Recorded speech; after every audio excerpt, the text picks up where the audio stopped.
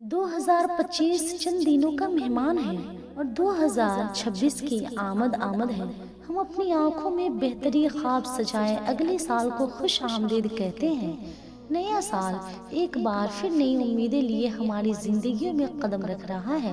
سوچنے کی بات یہ نہیں کہ آنے والے نئے سال میں ہم کیا کریں گے، بلکہ سوچنے کی بات تو یہ ہے کہ ہم نے گزرنے والے سال میں کیا کھویا اور کیا پایا۔ کسی غریب کی مدد کی، حقوق العباد کا خیال رکھا، عبادت میں کوتاہی تو نہیں کی، کسی کا دل تو نہیں دکھایا، ماں باپ کی خدمت کی، کوئی نیکی کا کام جان بوجھ کر تو نہیں چھوڑا، بدی کے راستے پہ تو نہیں چلے، کتنے اچھے کام کیے وغیرہ۔ نیا سال مستقبل کی خوش آئند امیدوں کے ساتھ ہماری زندگیوں میں پھر سے قدم رکھ رہا ہے۔ ہمیں نہ صرف آنے والے برس کے لیے اچھی سوچیں سامنے رکھنی چاہیے، بلکہ گزرے ایام کا ایک تنقیدی جائزہ بھی لینا چاہیے کہ ہم نے کن کن جگہوں پر ہم سے کوئی غلطی سرزد تو نہیں ہوئی اور کہاں ہم نے کوئی غفلت تو نہیں کی۔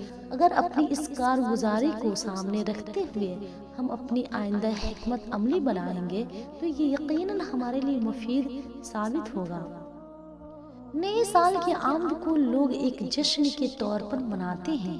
یہ ایک سال کو الوداع کہہ کر دوسرے سال کو استقبال کرنے کا موقع ہوتا ہے۔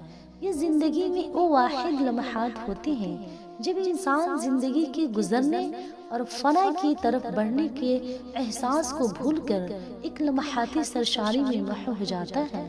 نئے سال کی آمد سے وابستہ اور بھی کئی فکری اور جذباتی رویے ہیں۔ ہمارا یہ انتخاب ان سب پر مشتمل ہے۔